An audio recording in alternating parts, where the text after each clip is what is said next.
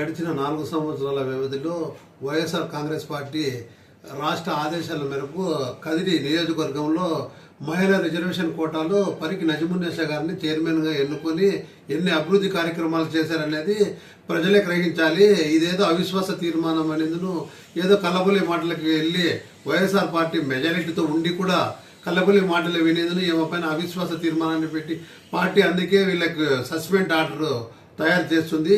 ఇటువంటి రాజకీయాలు చేయకూడదు. మనం ఒక పార్టీ సింబల్ పైన గెలిచి మనం ఆపోజిట్ పార్టీకి ఓటు వేయటము ఇది ఎంతవరకు శోచనీయమని కదిరి ప్రజలే గ్రహిస్తున్నారు.